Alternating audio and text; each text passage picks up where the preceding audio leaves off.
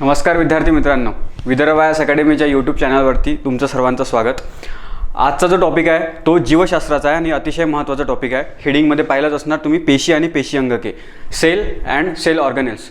अतिशय महत्त्वाचा टॉपिक, कोणती एक्झाम असू द्या, स्पर्धा परीक्षेच्या कोणत्याही एक्झाम असू द्या, सायन्समधला या टॉपिकवरती एक ना एक प्रश्न येतोच, ठीक आहे। त्याच्यामुळे आजचा जो विषय आहे आणि हा जो व्हिडिओ आहे तो अतिशय महत्त्वाचा आहे। सुरुवातपासून शेवटपर्यंत तुम्ही पहा हा व्हिडिओ, एक ना एक प्रश्न तर तुमचा कन्फर्म बरोबर राहणार, ठीक आहे। सगळी माहिती याच्यामध्ये कव्हर करण्याचा आपण प्रयत्न करूयात, ठीक आहे। आता टॉपिक आहे आपला पेशी, सेल। तर सेलबद्दल आपल्याला अभ्यास करायचा आहे, एकदम सुरुवातीपासूनच अभ्यास करू। सेल म्हणजे काय, पेशी म्हणजे काय। आता ज्या प्रकारे इमारत, आपलं घर, आपण एक एक वीट रचू बनत असतो, त्याच प्रकारे आपलं शरीर जे आहे ना, शरीरसुद्धा अशाच प्रकारच्या विटांनी रचून बनलेलं आहे। त्यांना आपण पेशी म्हणत असतो, सेल म्हणत असतो, ठीक आहे। आता मनुष्य प्राण्यांमधली एक जात आहे, त्याच प्रकारे वनस्पती, अशा दोन प्रकारचे सजीव आहेत। पेशी, वनस्पतींची पेशी आणि प्राण्यांची पेशी या वेगवेगळ्या आहेत, दोनच प्रकारच्या। जवळपास सारखंच आहे, 70-80% तर सारखंच आहे, थोडाफार फरक आहे। तर दोन प्रकारच्या पेशी आहेत, ठीक आहे। आता पेशी जर का पाहायची असेल ना, साधा एक सिंपल मायक्रोस्कोप पाहिजे, तर आपल्याला डोळ्यांनी पाहता येत नाही। बारीक बारीक मातीचे कण आपण पाहू शकतो, धुळीचे कण आपण पाहू शकतो एकदाचे, परंतु पेशी पाहता येत नाही। त्यासाठी आपल्याला सूक्ष्मदर्शक पाहिजे असतो, एक मायक्रोस्कोप पाहिजे असतो। तर एक ना आपल्याजवळ एक्सपेरिमेंट आहे, तो तुम्ही शाळेमध्ये ज्यावेळेस तुम्ही विज्ञान शिकत असता त्यावेळेस तुम्ही ऐकला पण असणार की कांद्याची सोल असते। हा जो कांदा आहे ना, त्या कांद्याची बारीक अशी पातळ अशी एक लेअर निघते बाहेर, ते अशी काढा आणि जिथे लाईट असतो ना तिथे असं बघा, बारीक बारीक दाणे दिसतात, बारीक बारीक दाणे।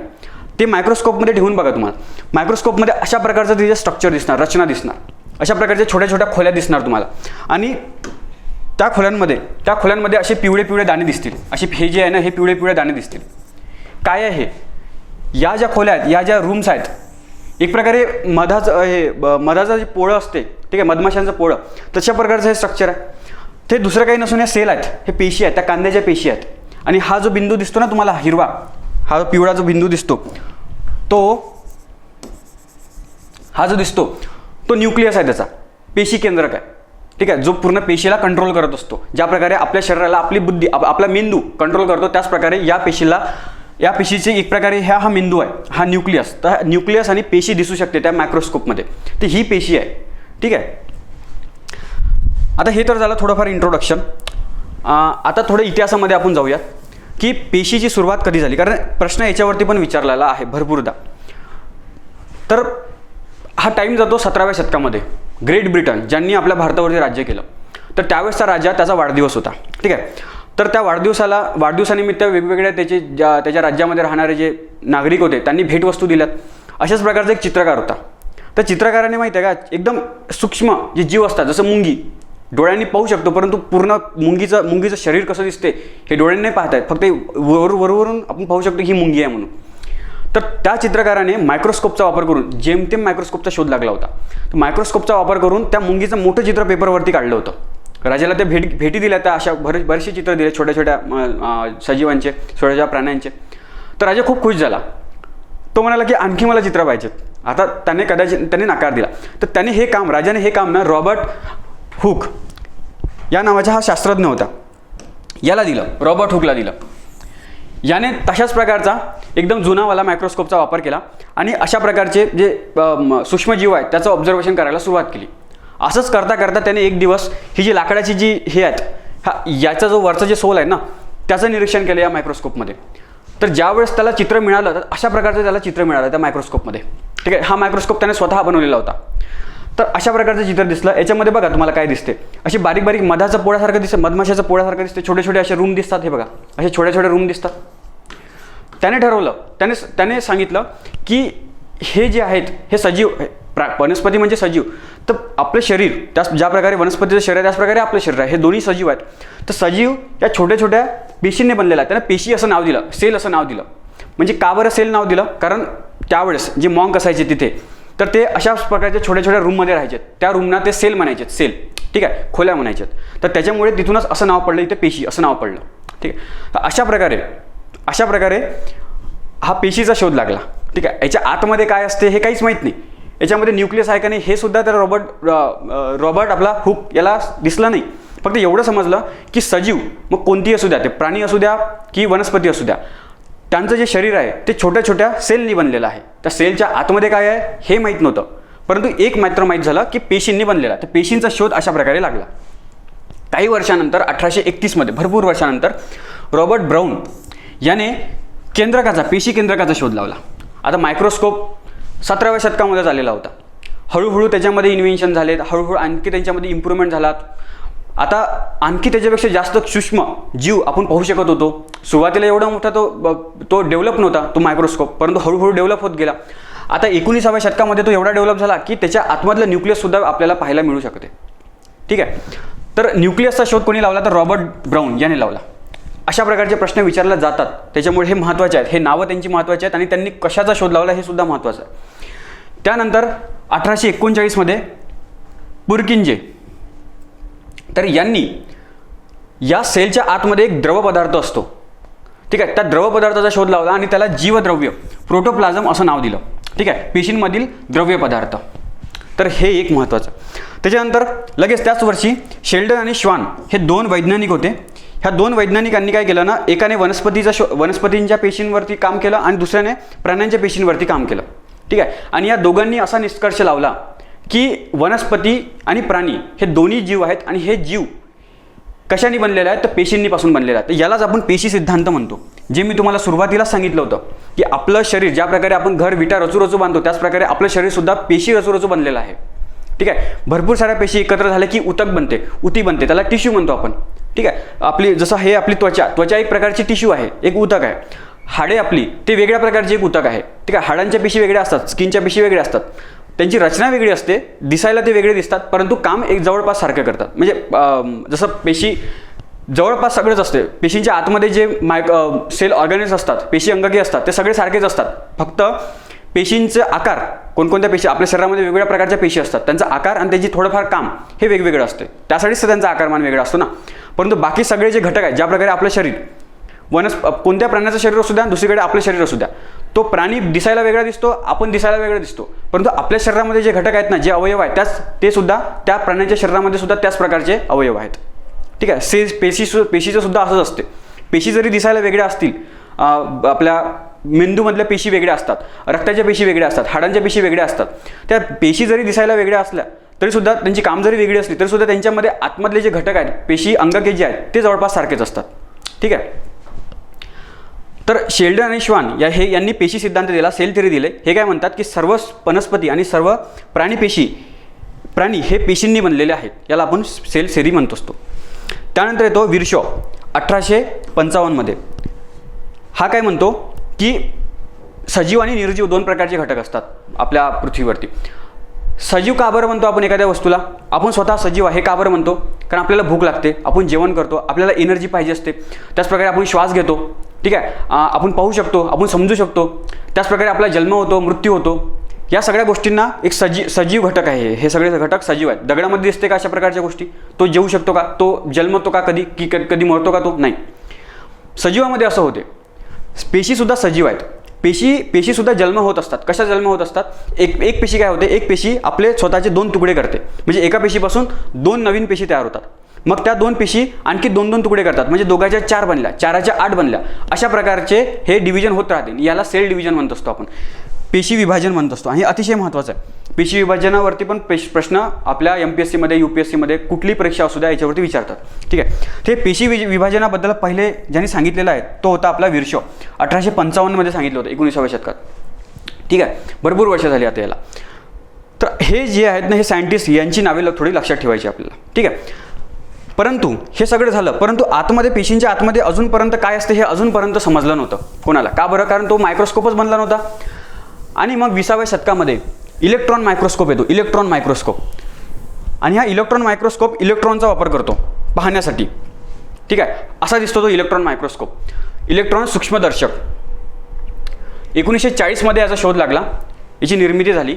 आणि इलेक्ट्रॉन मायक्रोस्कोपमध्ये इलेक्ट्रॉन बीमचा वापर केला जातो. इलेक्ट्रॉन लाईटचा वापर केला जातो चित्र पाहण्यासाठी. कितीही सूक्ष्म असू द्या, व्हायरस जरी असला ना तरी पण त्याचं चित्र दिसते. कारण इलेक्ट्रॉन तर अतिशय सूक्ष्म असतात, ते दिसत पण नाही. ठीक आहे. जसं ॲटम आपण डोळ्याने पाहू शकत नाही ना, याच्यामध्ये सुद्धा पाहू शकत नाही. साध्या मायक्रोस्कोपमध्ये पण पाहू शकत नाही. ॲटम दिसतो कसा? ॲटम असा मोठा असतो. ठीक आहे, असं असतो. मधामध्ये एक न्यूक्लियस असते, न्यूक्लियसमध्ये प्रोटॉन आणि न्यूट्रॉन असतो आणि आजूबाजूला इलेक्ट्रॉन घुमत असतात निगेटिव्ह चार्जवाले आणि हे पॉझिटिव्ह असतात. ठीक आहे, आता हे याचं स्ट्रक्चर कसं आहे तर फुटबॉलचं एक स्टेडियम, फुटबॉलच्या स्टेडियममध्ये जर का मधामध्ये फुटबॉल ठेवला, फुटबॉल खूप छोटा असतो स्टेडियमच्या मानाने, त्या मैदानाच्या मानाने फुटबॉल खूप छोटा असतो, तर एवढा छोटा तो न्यूक्लियस असतो म्हणे. ठीक आहे, आणि आजूबाजूला हे जे फिरत असतात तर त्या मैदानामध्ये एखादी मुंगी घेऊन घ्या किंवा छोटासा चेंडू घेऊन घ्या, तो म्हणजे काय, तो म्हणजे इलेक्ट्रॉन. म्हणजे किती छोटे असतात हे, तर हे याचा लाईट, हे या अशा प्रकारच्या इलेक्ट्रॉनचा लाईट याचा वापर ही मशीन करते आणि त्यामुळे कितीही सूक्ष्म जरी असले तरी पण त्याचं चित्र पाहता येते या इलेक्ट्रॉन मायक्रोस्कोपमध्ये. मोठ्या कम्प्युटरने जोडलेला असतो हा. ठीक आहे, तर याच्या मदतीने सेलच्या आतमध्ये कोणकोणते घटक आहेत हे पाहायला मिळाले आणि त्याच्यानंतर मग आतमधला शोध लागला की पेशींच्या आतमध्ये काय असते बाबा. हां, तर या इलेक्ट्रॉन मायक्रोस्कोपने आपल्याला पेशी अंगाकाबद्दल भरपूर माहिती दिली, सेल ऑर्गॅनिजबद्दल माहिती दिली आणि आज आपण त्याची माहिती घेणार आहोत कारण याच्यावरती प्रश्न विचारतात, मोठ्या प्रमाणात प्रश्न विचारतात. त्याचप्रकारे आपल्याला माहीत पडलं की ह्या ज्या पेशी असतात त्यांची विशिष्ट कार्य असते, त्यांचा आकारमान वेगळा असतो. ठीक आहे, त्यांचा आकार ते दिसायला का बरं वेगळी असतात, ज्या प्रकारे मी सांगितलं की आपल्या मेंदूची पेशी वेगळी असते, आपल्या हृदयाची पेशी वेगळी असते, हाडांची पेशी वेगळी असते, रक्ताची पेशी वेगळी असते. ठीक आहे, स्किनची पेशी वेगळी असते, त्यांचा आकार वेगळा असतो. का बरं आकार वेगळा असतो, कारण त्यांचं काम ते स्पेसिफिकली त्या कामासाठी बनलेले असतात. ठीक आहे, जसं मेंदूची पेशी अशी लांब असते, न्यूरॉन म्हणतो आपण त्याला, अशी लांब असते. का बरं, कारण ते मेसेज सेंड करत असतात, ही माहिती एका ठिकाणावरून दुसऱ्या ठिकाणी सेंड करत असतात, त्याच्यामुळे ती लांब असणं गरजेची असते. ठीक आहे, रक्ताची पेशी अशी वाटीसारखी असते कारण त्याचं काम तशा प्रकारचं. ठीक आहे, तर या इलेक्ट्रॉन मायक्रोस्कोपमध्ये पाहिल्यानंतर असं समजलं की प्रत्येक ही जी आपल्या अंगामध्ये जी पेशी आहे ती एकसारखी नाही आहे, वेगवेगळ्या प्रकारच्या पेशी आहेत आणि प्रत्येकाचा आकारमान वेगळा आहे आणि त्याची रचनासुद्धा वेगळी आहे. का बरं, कारण त्यांच्या विशिष्ट कार्यासाठी ते बनलेले आहेत. ठीक आहे, त्यानंतर अशी पण एक गोष्ट माहीत पडली की काही असे सजीव आहेत ते फक्त एका पेशीने बनलेले आहेत, एकपेशीय सजीव. जसं अमिबा, पॅरामोशियम, जीवाणू, बॅक्टेरिया हे एका पेशीने बनलेले आहे. आतापर्यंत हे माहीतच नव्हतं, 1940 पर्यंत माहीतच नव्हतं की एक पेशी असणारे पण जीव असतात, एवढे सूक्ष्म. डोळ्यांनी तर पाहूच शकत नाही ते, कारण पेशीच पाहू नाही शकत आपण डोळ्यांनी. ठीक आहे, तर ह्या सगळ्या गोष्टी आपल्याला इलेक्ट्रॉन मायक्रोस्कोपमधून माहीत पडल्या. ठीक आहे, पेशीच्या आतमध्ये काय दिसतं, जसं इथे हा न्यूक्लियस आहे, हा रफ एंडोप्लाझ्मिक खडबडीत अंतर्द्रव्य जालिका, ही गोल्जी काय, हा वॅक्यूल, मायटोकॉन्ड्रिया, हे सगळे आपण एक एक करून पाहणार आहोत. हे सगळेचे सगळे इलेक्ट्रॉन मायक्रोस्कोपमुळे शक्य झालं. हा आहे तशा तो इलेक्ट्रॉन मायक्रोस्कोप. ठीक आहे,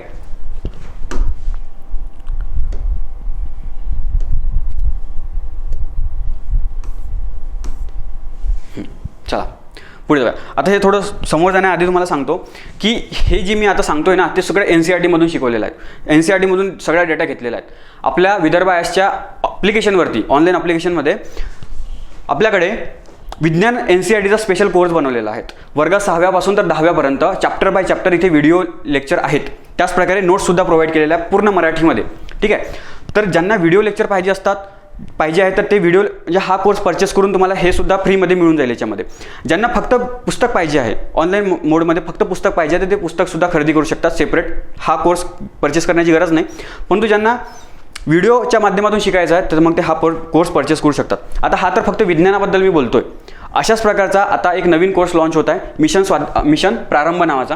याच्यामध्ये सगळे विषय, इतिहास, भूगोल, अर्थशास्त्र, राज्यशास्त्र आणि विज्ञान, सामान्य ज्ञान. ठीक आहे, तर हे सगळे विषय याच्यामध्ये आपण शिकवणार आहोत या नवीन बॅचमध्ये, मिशन प्रारंभमध्ये. यामध्ये सागर सर सुद्धा आहेत, आदित्य सर आहेत, मी आहेत आणि श्रिया मॅम आहेत. ठीक आहे, आणि हा पूर्ण मराठीमध्ये उपलब्ध असणार आहे. आता आपल्या विषयावरती येऊ, आपल्या टॉपिकवरती येऊ. हां, तर पेशी कशापासून बनलेल्या असतात हा सर्वात पहिले प्रश्न आहे. म्हणजे काय, तर पेशीच्या आतमध्ये काय काय असतात हे आपल्याला पाहायचं आहे. 3 प्रमुख घटक आहेत. प्रत्येक पेशीमध्ये या 3 घटक असतातच असतात. ठीक आहे, कोणकोणते घटक, सर्वात पहिले तर पेशीपटल. पेशीपटलला आपण प्लाझ्मा मेम्ब्रेन म्हणतो. ठीक आहे, प्लाझ्मा मेम्ब्रेन म्हणतो किंवा प्लाझ्मा सेल मेम्ब्रेन म्हणतो, 2 नाव आहे. प्लाझ्मा मेम्ब्रेन म्हणा किंवा सेल मेम्ब्रेन म्हणा. मराठीमध्ये त्याला आपण पेशीपटल म्हणतो. पटल म्हणजे काय, पडदा. ठीक आहे, प्रत्येक पेशीमध्ये असते. हा कोणती असू द्या, ती प्राण्यांची असू द्या की आपल्या वनस्पतींची असू द्या. ठीक आहे, पेशीपटल असणारच असणार. दुसरा घटक कोणता, तर केंद्रक, न्यूक्लियस प्रत्येक पेशीमध्ये असते. त्यानंतर सायटोप्लाझम, पेशीद्रव्य. ठीक आहे, हे सुद्धा प्रत्येक पेशीमध्ये असते. ठीक आहे, याच्या व्यतिरिक्त आणखी काही पेशी अंगके असतात. कोणकोणती असतात, तर एंडोप्लाझ्मिक रेटिक्युलम, आंतरद्रव्य जालिका, 2 प्रकारचे असतात, एक स्मूथ आणि एक रफ. ठीक आहे, तर ते आपण पाहणार आहोत. अतिशय महत्त्वाचं काम आहे याचं. त्यानंतर गोल्जी काय, गोल्जी ॲपॅरेटस इंग्लिशमध्ये आपण म्हणतो. लायझोझोम्स, लयकारिका. ठीक आहे, ज्याला आपण सुसाईड बँक म्हणतो. त्याच्यानंतर मायटोकॉन्ड्रिया, ज्याच्यामधनं एनर्जी, त्या सेलला एनर्जी मिळते, ठीक आहे, ऊर्जा मिळते, तर तो मायटोकॉन्ड्रिया, तंतुकणिका. त्यानंतर व्हॅक्यूल, रिक्तिका आणि प्लास्टिड. आता प्लास्टिड ज्याला आपण लवके म्हणतो, हे फक्त वनस्पतींच्या पेशीमध्ये दिसते, आपल्या प्राण्यांच्या पेशीमध्ये दिसणार नाही तुम्हाला, हे प्लास्टिड दिसणार नाही. वनस्पतींच्या पाण्याचा रंग हिरवा असतो, वनस्पतींच्या जो फळं आहेत त्यांचा रंग पिवळा असतो, कधी लाल असतो. हे रंगीबिरंगी का बरं असतात? हे प्लास्टिडमुळे होऊ शकते, हे सगळं प्लास्टिडमुळे पॉसिबल आहे, ठीक आहे. हे प्लास्टिड जे आहे ते आपल्या प्राण्यांच्या शरीरामध्ये दिसणार नाही तुम्हाला, प्राण्यांच्या शरीरामध्ये प्लास्टिड दिसणार नाही. त्याचप्रकारे सेल वॉल पण दिसणार नाही. सेल वॉल सुद्धा एक प्रकारचा हे पेशी अंगके आहे. हे पेशी सेल वॉल सुद्धा प्राण्यांच्या पेशीमध्ये दिसणार नाही, हे फक्त वनस्पतींच्या पेशीमध्ये एक्स्ट्राचे दिसतात. म्हणजे वनस्पतीच्या पेशीमध्ये दोन अंगके जास्त म्हणजे एक्स्ट्राची आहे. कोणकोणती? एक प्लास्टिड म्हणजे लवके आणि दुसरा सेल वॉल, ठीक आहे. हे 2 घटक आहेत. हे चित्रामध्ये पाहून घ्या. ही जी आहे ही वनस्पतींची पेशी आहे. तर वनस्पतीच्या पेशीमध्ये एंडोप्लाझ्मिक रेटिक्युलम, अंतर्द्रव्य जालिका, त्याच्यानंतर हा प्लास्टिड आपण पाहिलं लवके, त्याच्यानंतर लायझोझोम, लयकारिका, व्हॅक्यूल, रिक्तिका, गोल्जी काय, त्याच्यानंतर सायटोप्लाझम, ठीक आहे, पेशीद्रव्य, रायबोझोम, त्याच्यानंतर मायटोकॉन्ड्रिया ज्याच्यापासून ऊर्जा मिळते, ठीक आहे, तंतुकणिका आणि हा न्यूक्लियस, पेशी केंद्र. हे जे घटक आहे सगळे 1 बाय 1 आपण पाहणार आहोत, ठीक आहे. प्लास्टिड जो आहे, प्लास्टिड कुठे गेला? प्लास्टिड हा एक्स्ट्राचा वनस्पतींच्या पेशीमध्ये असतो, आपल्या प्राण्यांच्या पेशीमध्ये नसते, ठीक आहे. चल पुढे जाऊया. आता एक एक करून आपण सगळं पाहू.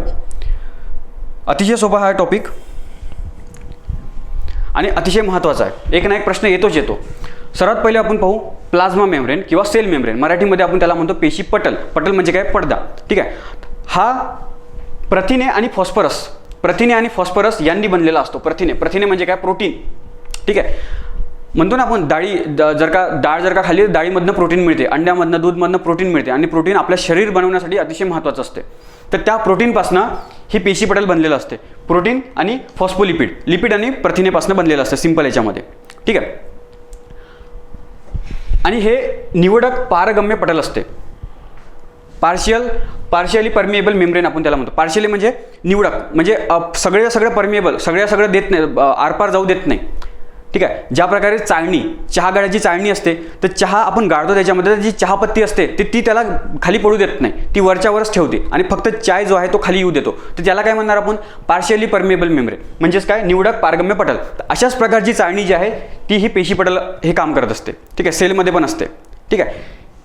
सिलेक्टिव्हली परमिएबल मेम्ब्रेन असं त्याला इंग्लिशमध्ये म्हणतो. अशा प्रकारची ती दिसते, अशी डबल लेअरची असते.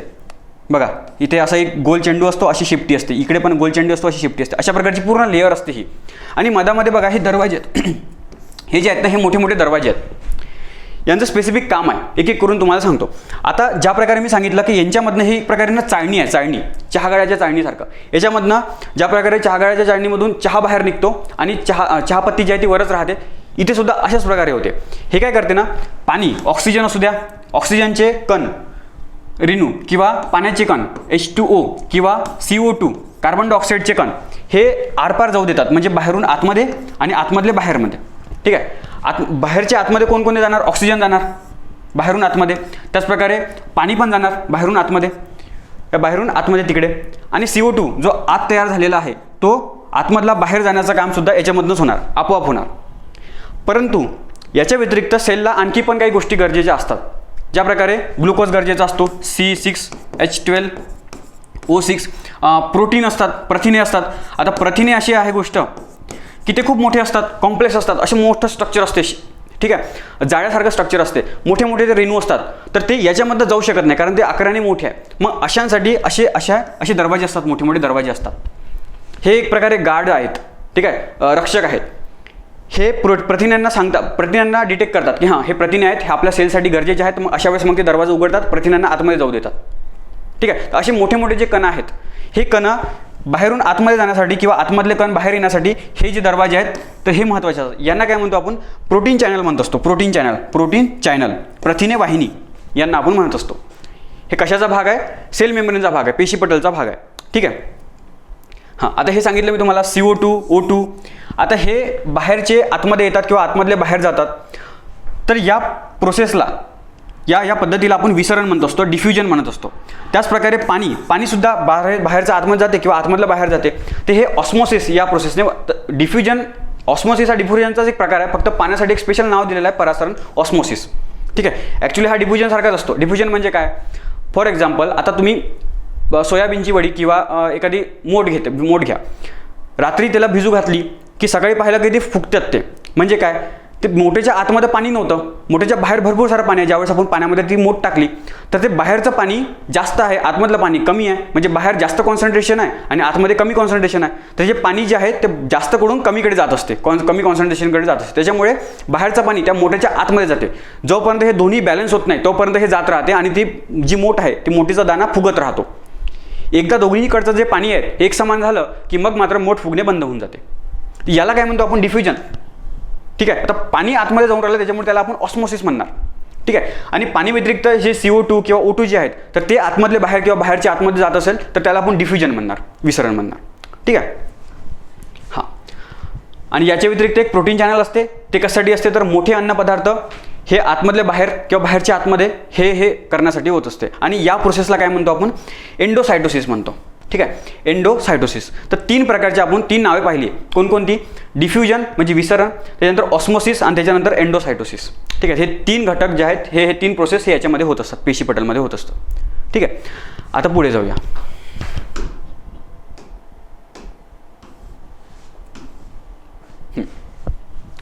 आता बघूया आपण सेल वॉल.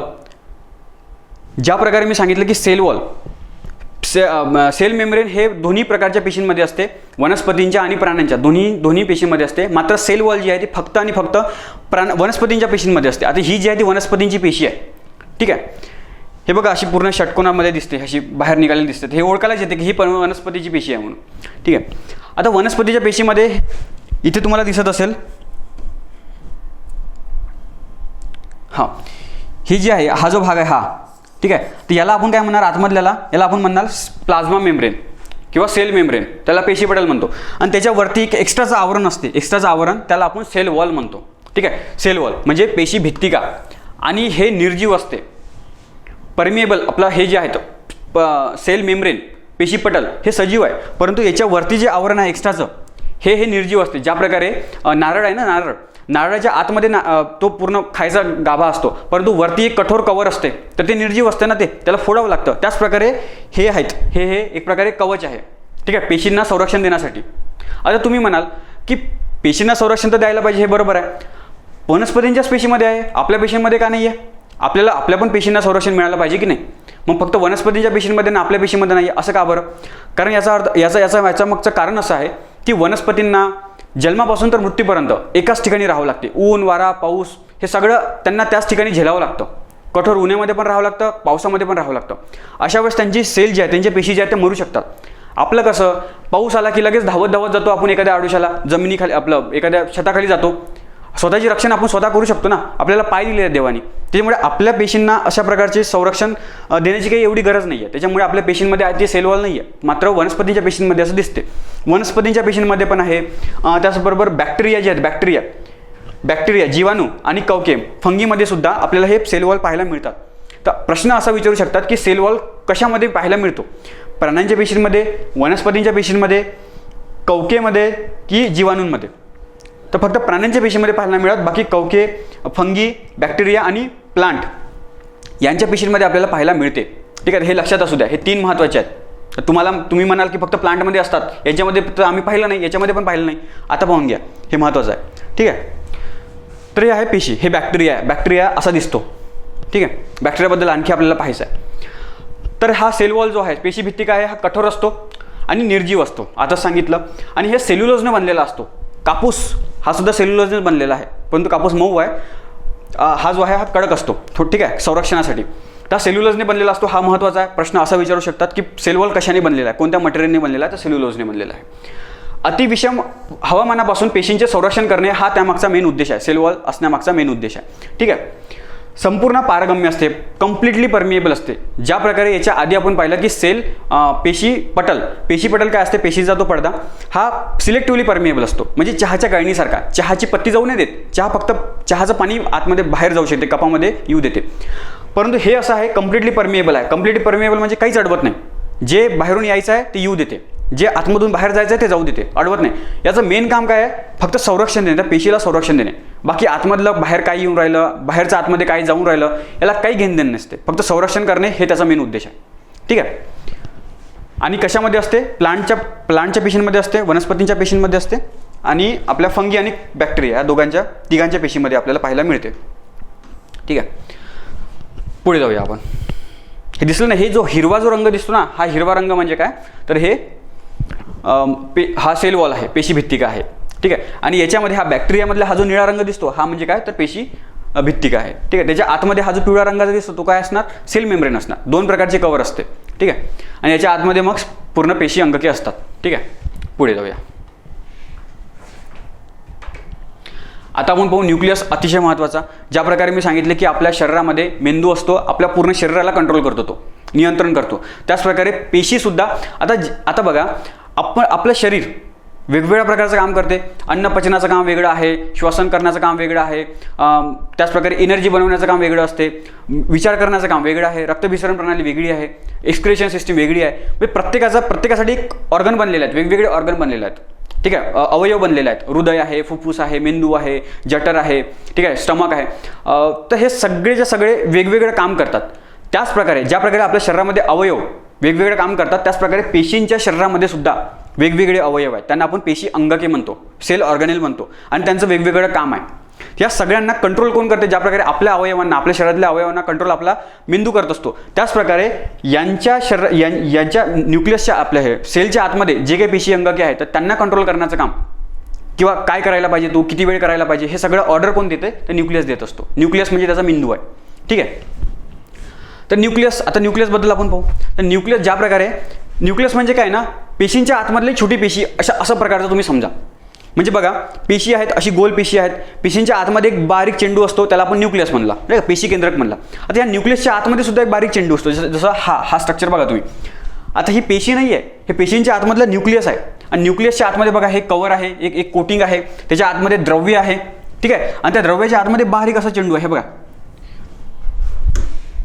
हा दिसतो का तुम्हाला? हा बारीक चेंडू आहे. तर याला आपण काय म्हणतो? न्यूक्लिओल म्हणत असतो. न्यूक्लिओल म्हणजे ज्या प्रकारे मी सांगितलं की या पेशींना नियंत्रण करण्याचं काम हा न्यूक्लियस करत असतो, पूर्णच्या पूर्ण न्यूक्लियस करत असतो. मात्र न्यूक्लियसला पण काही ना काही न्यूक्लियसला पण काम करावं लागणार ना, तर मग ते ऑर्डर देण्याचं काम हा न्यूक्लिओल करत असतो. ठीक आहे. त्याचा मेंदू म्हणजे एक प्रकारे असा आहे. येतं लक्षात? तर अशा प्रकारे. ठीक आहे.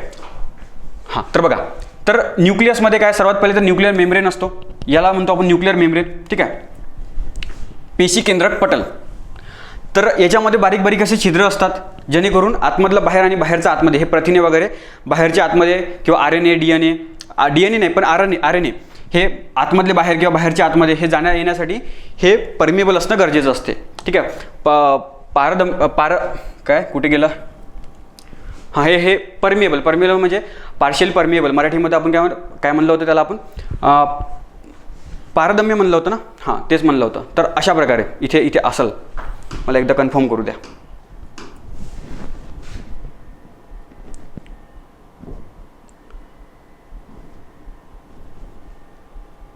कुठे गेलं?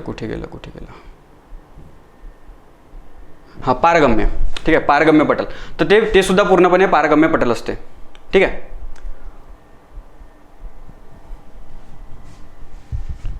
हा न्यूक्लियस बघा. हां, तर न्यूक्लियसच्या आतमध्ये काय असते? सर्वात महत्त्वाचा घटक असतो. कोणता? तर जनुकीय पदार्थ असते, ज्याला आपण गुणसूत्रे म्हणत असतो, क्रोमोझोम्स म्हणत असतो. प्रत्येक सेलमध्ये, आपल्या शरीरामध्ये लाखो करोडो पेशी आहेत. तर प्रत्येक पेशीमध्ये 23 या हे गुणसूत्रांच्या पेयर असतात. पेयर, जोडी असते, जोडी. ठीक आहे. जोडी म्हणतो मी, जोडी. आता जोडीमध्ये काय असतात? 2 घटक असतात ना. म्हणजे 23 जोड्या आहेत. म्हणजे टोटल क्रोमोझोम किती असायला पाहिजे? 46 क्रोमोझोम असतात प्रत्येक पेशींमध्ये. 46 गुणसूत्रे असतात. हे गुणसूत्रे याच्या नावामध्येच बघा. गुण म्हणजे काय? आपल्यामधले गुण आपण असतो ना, दुर्गुण, सद्गुण आणि दुर्गुण. तर यांची सूत्रे आहेत ते. म्हणजे सूत्रे म्हणजे काय? तर केमिकल इक्वेशन आहे, केमिकल फॉर्म्युले आहेत हे सगळे. ठीक आहे. हे असं दिसतात. हे बघा. आता याच्यामध्ये हे एक्स सारखं दिसते. हे बघा, हे असं. हे काय आहे? हे क्रोमोझोम आहे. क्रोमोझोमची जोडी आहे. म्हणजे हा पहिला एक क्रोमोझोम आहे आणि हा दुसरा क्रोमोझोम आहे. ॲक्च्युली काय असतो ना, हा आईकडून आलेला क्रोमोझोम असतो आणि हा आपल्या वडिलांकडून आलेला क्रोमोझोम असतो. अशा प्रकारे आपल्या पेशींमध्ये अशा प्रकारचे 23 क्रोमोझोम असतात, 23 असे लेयर असतात, ठीक आहे, 23 पेयर असतात, पेयर, ठीक आहे, जोड्या असतात. म्हणजे टोटल क्रोमोझोम किती झाले तर 46 क्रोमोझोम झाले. याच्यामध्ये काय असते, आपल्या शरीराची माहिती असते, म्हणजे आपल्या डोळ्याच्या बुबुळाचा रंग कसा असणार, केसांचा रंग कसा असणार, आपली हाईट कशी आहे, आपला आवाज कसा आहे, आपली विचार करण्याची क्षमता कशी आहे, हे सगळ्या गोष्टी याच्यामध्ये स्टोअर असतात. ही सगळी माहिती याच्यामध्ये स्टोअर असतात. येतं लक्षात. याच्यामध्ये जर का थोडाफार फॉल्ट झाला की मग आपल्या शरीरामध्ये त्याचे परिणाम पडतात. ठीक आहे, अपंगत्व येते, हे जन्मतःच अपंगत्व येते, तर ॲक्च्युली याच्यामध्ये फॉल्ट असतो, या क्रोमोझोमच्या पेअरमध्ये फॉल्ट असतो, त्याच्यामुळे हे अपंगत्व येत असते. या कारणामुळे हे अतिशय जास्त महत्त्वाचं आहे. आपल्या शरीरामधला सर्वात महत्त्वाचा भाग आहे क्रोमोझोम. ते गुणसूत्रे कशामध्ये असतात, न्यूक्लियसमध्ये असतात, या केंद्रकामध्ये असतात. किती असतात, 23 जोड्या असतात, म्हणजे किती 46 हे क्रोमोझोम असतात, गुणसूत्रे असतात. ठीक आहे, त्यापैकी 2 क्रोमोझोम हे 6 क्रोमोझोम असते. 6 क्रोमोझोम म्हणजे काय, लिंग, म्हणजे लिंग, हा जो जीव आहे, तो जो बाळ आहे, तो बाळ मुलगी आहे की मुलगा आहे हे ठरवण्याचं काम ते क्रोमोझोम करत असतात, ते गुणसूत्रे करत असतात. ठीक आहे. हां, त्याच्यानंतर आता हे जे क्रोमोझोम आहेत ते कशापासून बनलेले आहेत, तर हे RNA DNA पासून. आता ॲक्च्युली DNA म्हणजे काय, न्यूक्लिक ॲसिड म्हणतो आपण. म्हणजे अशा प्रकारची जोडी असते इथे. हे बघा, अशा प्रकारचे असे 2 धागे एकमेकांमध्ये असे गुंतल्यासारखे अशा प्रकारचे स्ट्रक्चर असते याचं. ठीक आहे. आता हे 2 RNAनी बनलेले आहे, रायबोन्यूक्लिक ॲसिड. हे 2 RNA एकत्र येऊन DNA बनत असते. ठीक आहे, म्हणजे काय, तर हे DNA कशापासून बनलेले आहेत, RNA पासून बनलेले आहेत. RNA कशापासून बनलेले आहेत, प्रोटीनपासून बनलेले आहेत. हे प्रोटीन कशापासून येते, तेच जे आपण खात असतो अन्नामध्ये, आपल्या कार्बोदके असते, प्रथिने असते, फॅट्स असतो, सगळ्याच प्रकारचे घटक असतात, अन्न घटक असतात. तर त्यापैकी RNA, ठीक आहे, त्यापैकी प्रोटीन जे आहे ते RNA पासून, आपलं RNA जे आहे ते प्रोटीनपासून बनले, प्रथिनेपासून बनलेले असतात. आणि प्रथिने कशापासून बनलेले असते, तर अमिनो आम्लाचे जे मॉलिक्यूल असतात, रेणू असतात, त्याच्यापासून हे प्रथिने बनलेले असतात. या प्रथिनापासून आपले RNA DNA बनलेले असतात. आणि यांनाच आपण न्यूक्लिक ॲसिड म्हणत असतो, केंद्रक आम्ल म्हणत असतो. याचं लक्षात, हे थोडं लक्षात असू द्या. ठीक आहे. आता हे जे DNA आहे, तर DNA अशी लंबी धागा असतो. एक प्रकारे असं समजा तुम्ही की सुताचं जे बंडल असते ना, धागा पूर्ण उकलून टाका तो आणि असा गोळा करा तुम्ही त्याचा. ठीक आहे. तर हा असा खूप लांब धागा असतो. या धाग्याचा छोटासा भाग घ्या तुम्ही. या छोट्याशा भागाला काय म्हणतो आपण, जीन म्हणत असतो. या छोट्याशा भागाला आपण जीन म्हणत असतो. हे बघा, हा क्रोमोझोम अशा प्रकारचं हे रचना बनलेली आहे. परंतु ॲक्च्युली हा धागा असतो, असा उकलला की भरपूर लांब धागा निघतो. अशा प्रकारचं तुम्ही असं विचार करा. ठीक आहे, त्यावेळेस समजायला तुम्हाला सोपं जाईल. हे बघा, इथे एक हा क्रोमोझोम आहे, हा असा X, आणि याच्यामधून असा धागा बाहेर निघाल्यासारखा आहे, ज्याला आपण एकदम बारीक याच्यामध्ये पाहिलं तर आपल्याला असं स्ट्रक्चर दिसते ते. आणि हे दुसरं काही नसून हे DNA आहेत, DNA. ठीक आहे, जे RNA पासून बनलेले असतात ते. ठीक आहे. तर याच्या एका भागाला आपण जीन म्हणत असतो. असे भरपूर सारे लाखो करोडो एका याच्यामध्ये जीन असतात. हा पहिला एक नंबरचा जीन झाला, किंवा याच्यानंतर हा जो आहे हा 2रा नंबरचा जीन झाला, हा जो आहे हा 3ऱ्या नंबरचा जीन झाला. आणि प्रत्येक जीनमध्ये, ह्या प्रत्येक जनुक्या, हे मराठीमध्ये याला आपण जनुके म्हणतो, तर प्रत्येक जनुक्यामध्ये एक स्पेसिफिक माहिती असते. ज्या प्रकारे मी सांगितलं की बुबुळाचा रंग कोणता आहे, स्किनचा रंग, आपल्या त्वचेचा रंग कोणता आहे, गोरा आहे की सावळा आहे, तर आपला आवाज कसा आहे, हे सगळी माहिती याच्यामध्ये स्टोअर असते. येतं लक्षात. आणि प्रत्येक पेशींमध्ये एक सेल न्यूक्लियस असतो, आणि न्यूक्लियसमध्ये हे 46 क्रोमोझोम असतात. आणि अशा प्रकारचे 46 क्रोमोझोम प्रत्येक सेलमध्ये असते, प्रत्येक पेशीमध्ये असते. आणि अशा पेशी आपल्या शरीरामध्ये कितीतरी आहे, लाखो करोडो पेशी आहेत. प्रत्येक पेशीमध्ये आपल्याला हे 46 क्रोमोझोम पाहायला मिळतात. म्हणजे प्रत्येक पेशीमध्ये आपल्या शरीराची सगळी माहिती आहे.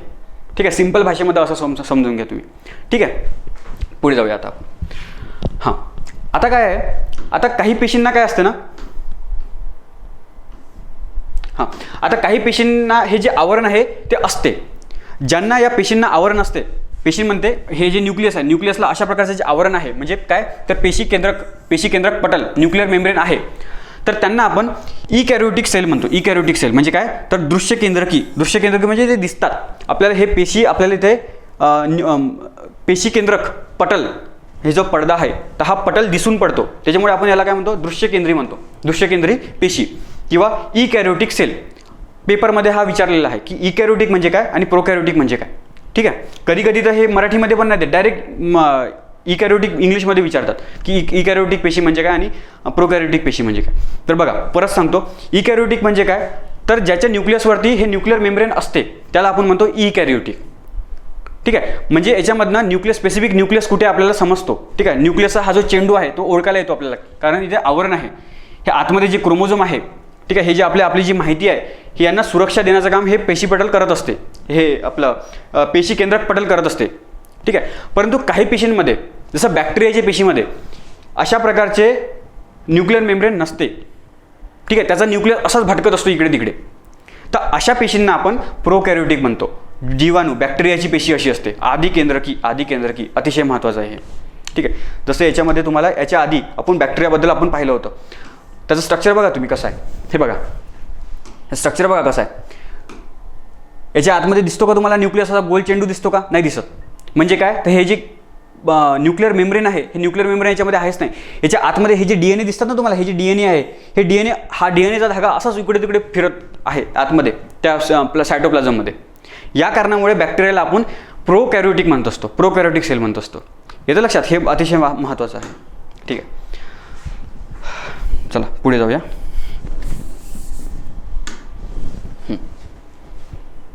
हां हां आता यांचं जे आहे तर त्यांना आपण केंद्रक आम्ल म्हणतो, न्यूक्लिक ॲसिड म्हणतो.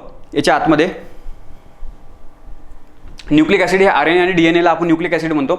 आणि यांचा जो आता हा न्यूक्लियस आहेच नाही ना, तर यांच्या न्यूक्लियसला वेगळं नाव आहे. आता यांना स्पेसिफिक आवरण नाही आहे, न्यूक्लियर मेम्ब्रेन नाही आहे. याच्यामुळे यांच्या न्यूक्लियसला आपण न्यूक्लियस म्हणत नाही, त्यांना दुसरं नाव दिलेलं आहे. कोणतं नाव दिलेलं आहे, तर न्यूक्लिओइड म्हणतो आपण त्याला, पेशी केंद्रकाभ, ठीक आहे. मराठीमध्ये पेशी केंद्रकाभ न्यूक्लिओइड म्हणतो अशांच्या पेशी, आपल्या अशांच्या न्यूक्लियसला, ठीक आहे.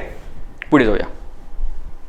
हां आता आपण बघूया एंडोप्लाझ्मिक रेटिक्युलम, आंतरद्रव्य जालिका. अतिशय महत्त्वाचं आहे. ज्या प्रकारे मी सांगितलं की आपले DNA, आपले RNA प्रथिनेपासून बनलेले असतात, त्याचप्रकारे याच्या आधी आपण पाहिलं पेशी सेल मेम्ब्रेन पाहिलं आपण, पेशी पटल पाहिलं. तर पेशी पटलसुद्धा प्रथिने आणि लिपिडने बनलेलं आहे. परंतु हे लिपिड आणि प्रथिने बनतात कुठे, ठीक आहे. तर हे जे आहेत हे आंतरद्रव्य जालिका या ठिकाणी बनते. ही जी पेशी आहे, हे बघा हा न्यूक्लियस आहे आपला, हा आपला न्यूक्लियस आहे, पेशी केंद्रक आहे. आणि पेशी केंद्रकाच्या अवतीभोवती अशा प्रकारचं हे स्ट्रक्चर आहे आणि याला आपण म्हणतो आंतरद्रव्य जालिका. आंतरद्रव्य जालिका दोन प्रकारचे असतात. एक खडबडीत का बरं, कारण याच्यामध्ये हे बघा इथंच दिसते तुम्हाला, याच्यावरती असे छोटे बारीक बारीक दाणे दिसतील तुम्हाला, याच्यावरती बारीक बारीक दाणे दिसतात. परंतु ही जी बाहेरची लेअर आहे याच्यावर एकदम प्लेन आहे, ठीक आहे, स्मूथ आहे. याच कारणामुळे यांना आपण रफ एंडोप्लाझ्मिक रेटिक्युलम म्हणतो. इथे लिहिलेलं आहे रफ एंडोप्लाझ्मिक रेटिक्युलम, मराठीमध्ये खडबडीत आंतरद्रव्य जालिका. आणि ही जी आहे बाहेरचं त्याला आपण स्मूथ एंडोप्लाझ्मिक रेटिक्युलम म्हणतो. स्मूथ एंडोप्लाझ्मिक रेटिक्युलम, मराठीमध्ये गुळगुळीत आंतरद्रव्य जालिका.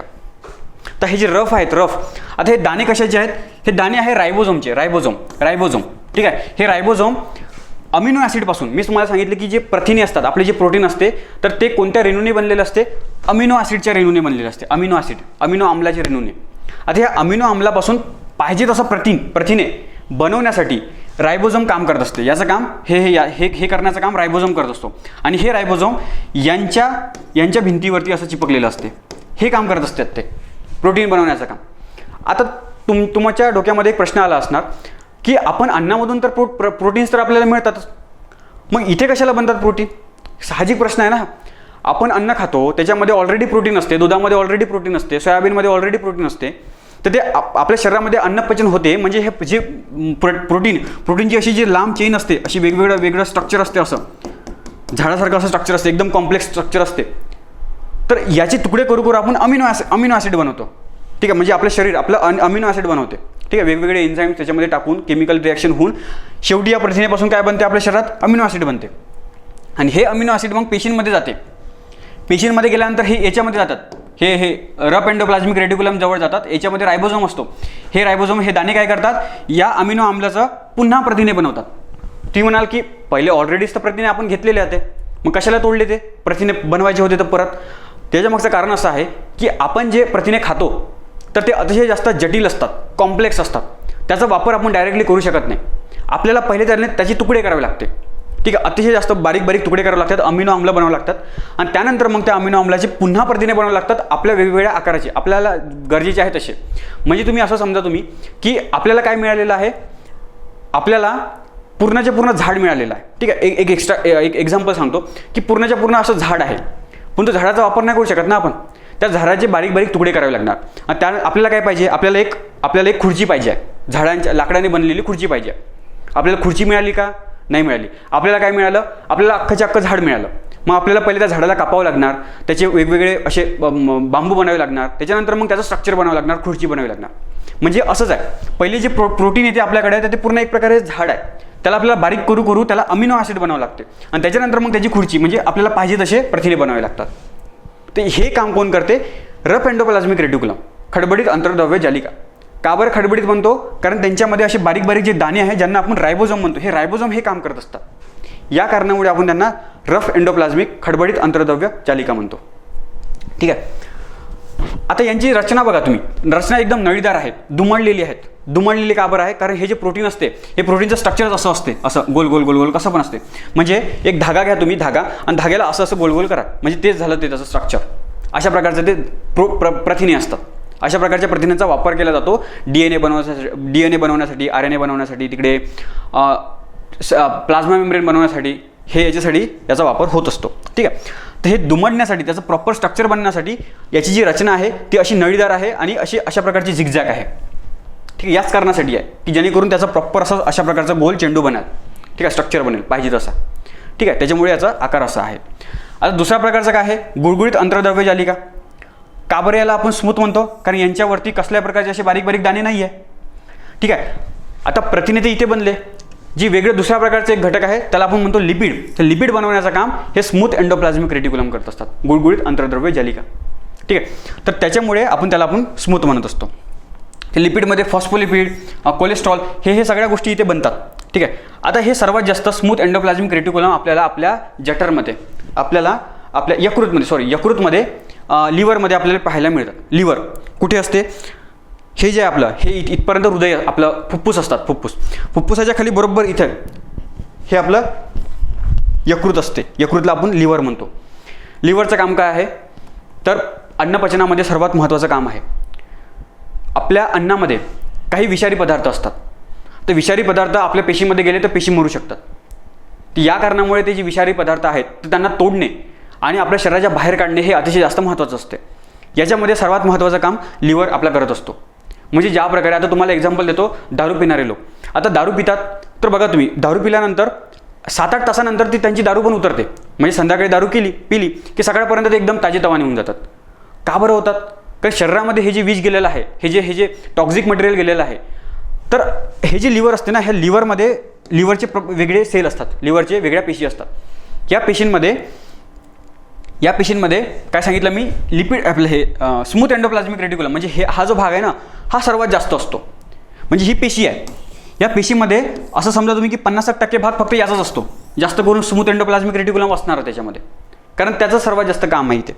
तर अशा पेशीपासून हे लिव्हर बनलेलं असते. हे काय करतात? लिपिड्स बनवतात. लिपिड्स फॉस्फोलिपिड बनवतात. याचं काम काय आहे? लिपिड काय करते? लिपिड एक प्रकारचं असं केमिकल आहे की आपल्या शरीरामध्ये जे टॉक्झिक मटेरियल गेलेले आहेत तर ह्या टॉक्झिक घटकांना तोडण्याचं काम करते. म्हणजे हे लिपिड त्याच्यासोबत जाऊन रिॲक्शन करते आणि त्याला तोडते. ठीक आहे. फॉर एक्झाम्पल हे विषारी पदार्थ आहे, त्याला मग तोडून टाकतात. तोडल्यानंतर काही त्याचं कामच नाही आहे, कामच पडणार नाही, काही करू शकत नाही ते. मग रक्तामध्ये मिक्स होते, मग ते तिकडून आपल्या घामाद्वारे किंवा आपल्या लघवीद्वारे ते बाहेर निघून जाते. एवढं सिंपल आहे. हे काम लिव्हर करत असते. म्हणून बघा तुम्ही जे दारू पितात तर ते 7-8 तासानंतर त्यांची दारू पण उतरते. का बरं उतरते? कारण ज्यावेळेस दारू पितो तर ते आपल्या पोटामध्ये जाते, आपल्या जठरमध्ये जाते, त्याच्यानंतर ते आपल्या स्मॉल इंटेस्टाईन छोट्या आतड्यांमध्ये जाते आणि छोटे आतडे काय करतात? ते जे घटक आहेत ते विषारी घटक, जे महत्त्वाचे घटक आहेत त्याच्यासोबत विषारी घटकसुद्धा रक्तामध्ये असे शोषून घेतात. आता रक्तामध्ये ते गेलं की मग ते रक्त शरीराच्या प्रत्येक ठिकाणी जाते. तेच रक्त मेंदूमध्ये पण जाते आणि मेंदूमध्ये त्याच कारणामुळे मेंदू असा फिरायला लागतो, म्हणजे समजत नाही. त्याचमुळे बॅलन्स बिघडतो दारू पिल्यानंतर. ठीक आहे. एक्झाम्पल देतो मी तुम्हाला. ते बॅलन्स बिघडतो, परंतु हळूहळू 7-8 तासानंतर तो बॅलन्स आपोआप कंट्रोलमध्ये येतो. का बरं? कारण ज्या प्रकारे रक्त प्रत्येक शरीरातल्या प्रत्येक भागामध्ये जाते त्याच प्रकारे रक्तामधला प्रत्येक थेंबानं थेंब या लिव्हरमधून जात असतो. आणि जसं लिव्हरमधून हे रक्त गेलं की रक्तामध्ये जे टॉक्झिक पदार्थ आहे तर हे लिव्हर काय करतात? लिव्हरचे जे सेल आहेत, हे पेशी आहेत, हे तोडून टाकतात. तोडलं का मग झालं ते बिनाकामाचंच झालं. मग ते रक्तामध्ये परत मिक्स झालं की मग ते आपल्या लघवीद्वारे किंवा घामाद्वारे ते बाहेर निघून जाते. याच कारणामुळे पिलेली दारू 8-1 तासानंतर म्हणजे हे नशा निघून जातो. सिगरेटसुद्धा अशीच असते, तंबाखूसुद्धा असाच असतो, सगळे नशिले पदार्थ असेच असते. इव्हन आपलं औषधसुद्धा, आपण तब्येत बिघडल्यानंतर आपण आजारी पडलो की औषध घेतो, तर औषधमध्ये पण सुद्धा एक प्रकारे टॉक्झिक घटक आहेत, तर ते सुद्धा तोडण्याचं काम हे करत असते. येतं लक्षात?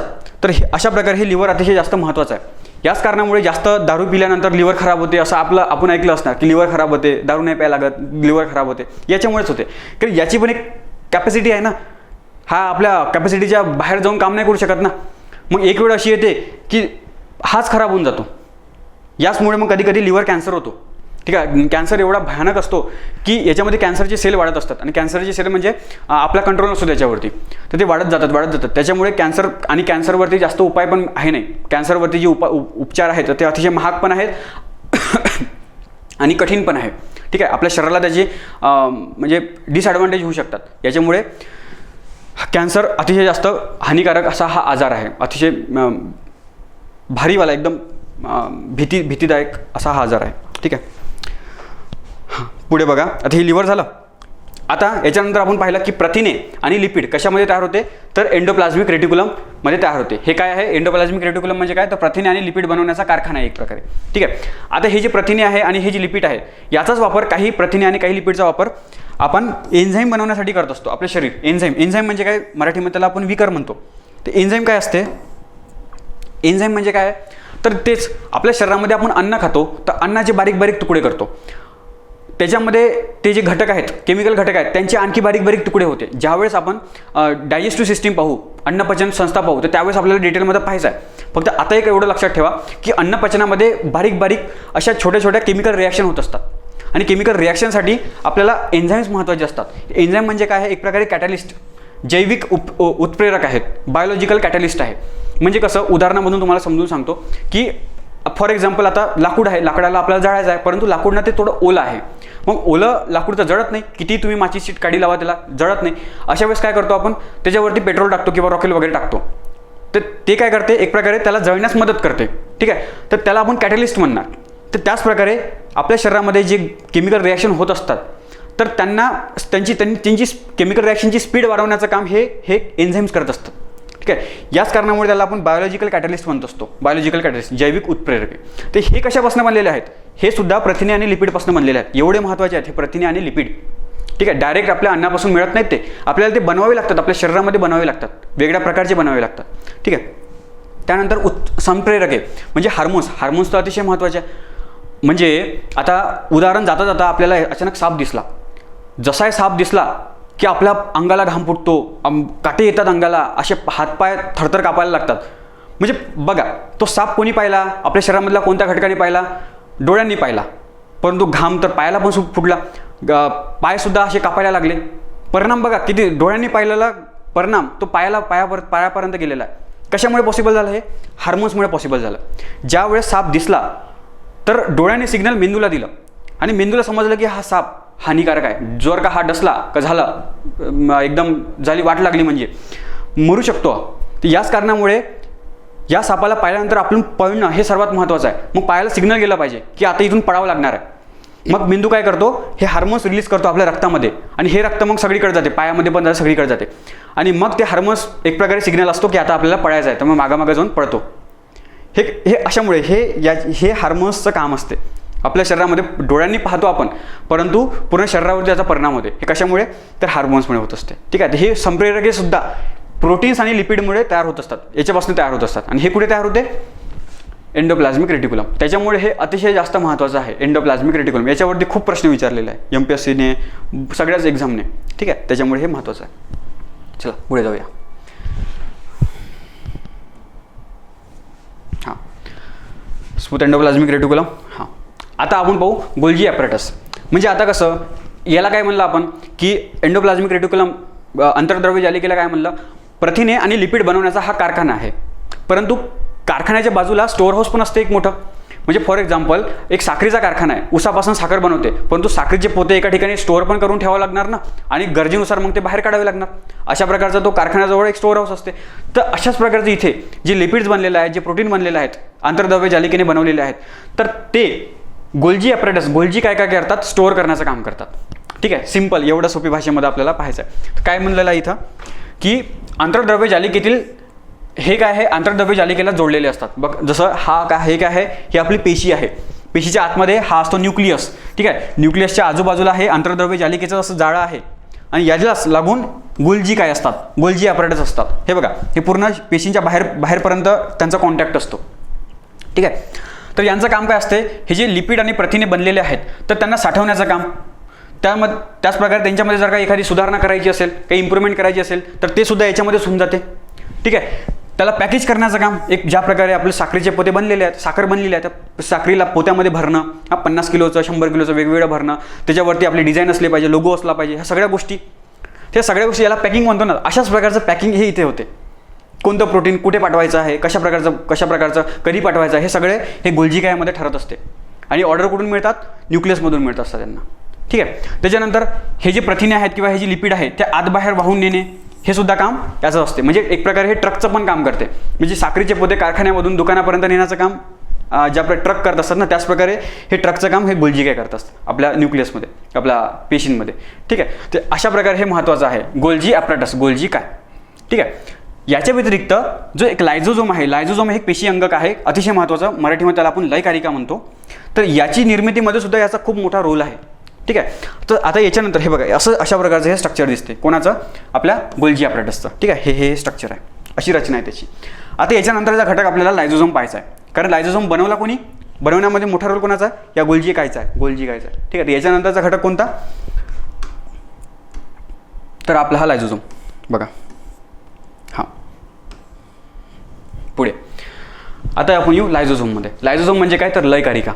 लयकारिका काय असतात? हे एक प्रकारे पिशव्यासारखं असतात, पिशव्यासारखं. जसं बघा इथे हा आपलं पेशी आहे, पेशीमध्ये हा न्यूक्लियस कुठे गेला? हा न्यूक्लियस आहे. न्यूक्लियसच्या आजूबाजूला आंतरद्रव्य जालिकाचं जाळं आहे, त्याच्या बाजूला गोल्जी काय आहे. आणि हा जो हिरवाचा रंगाचा इथे जो घटक दिसतो हा मायटोकॉन्ड्रिया आहे. या हिरव्या रंगाला आपण मोठं करून पाहतोय, हा आहे तो. तर हा आहे आपला लयकारिका. ठीक आहे. याला आपण म्हणतो इंग्लिशमध्ये लायझोझोम. ठीक आहे. लायझोझोम ही एक प्रकारची पिशवी आहे. ज्या प्रकारे आपली पिशवीमध्ये आंबे वगैरे असतात, आलू वगैरे असतात, त्याचप्रकारे याच्या पिशवीमध्ये काही घटक असतो.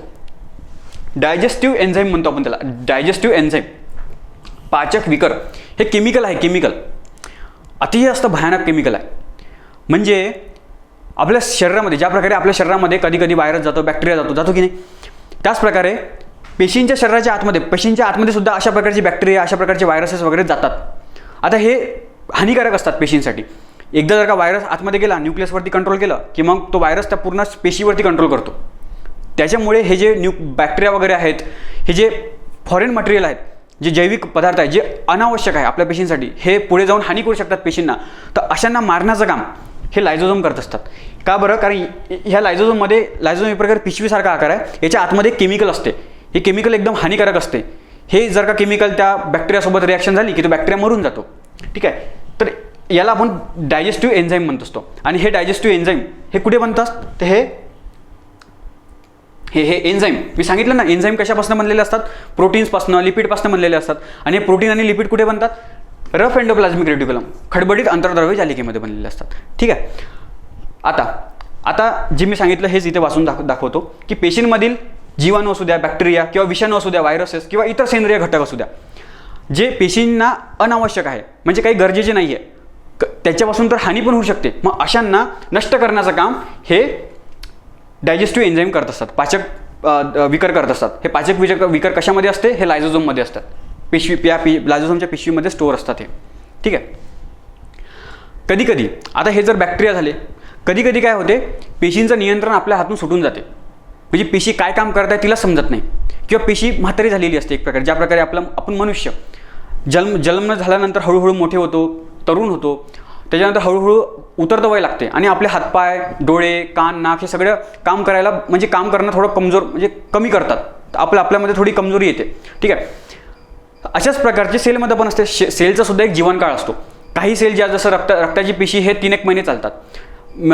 बाकीचे जे पेशी असतात हे हार्डली, हे स्किनची जी पेशी आहे आपली, ही जी त्वचेची जी पेशी आहे ती ही 2-3 हप्ते चालते. त्याच्यानंतर नवीन पेशी मरून जाते, त्याची जागा दुसरी घेते. ठीक आहे. तर पेशीचं पण एक जीवनकाळ आहे. तर ही जी पेशी आहे त्याला मारण्याचं काम कोण करते? हे लायझोझोमस करत असतात. कशा प्रकारे? ज्या वेळेस पेशीचं स्वतःवरचं नियंत्रण निघून जाते, मग अशा वेळेस ती पेशी मेलेली बरी. मग याला मारण्याचं काम कोण करते? पेशी पटल हे लायझोझोम करत असतात. आता लायझोझोम फक्त एकच असतो का? भरपूर सारे लायझोझोम असतात त्या पेशींमध्ये. हे लायझोझोमला सिग्नल मिळतो न्यूक्लियसपासून का आता तुला फुटायचं आहे आणि ह्या पेशीला नष्ट करायचा आहे, कारण हे गरजेचं आहे. मग जसं सिग्नल मिळालं की लायझोझोम फुटून जातात आणि त्यांच्या आतमधलं जे केमिकल आहे ते पूर्ण पेशींमध्ये पसरलं जाते आणि हे केमिकल मग त्या याच्यासोबत रिॲक्शन करून त्या पूर्ण पेशीला नष्ट करून टाकते.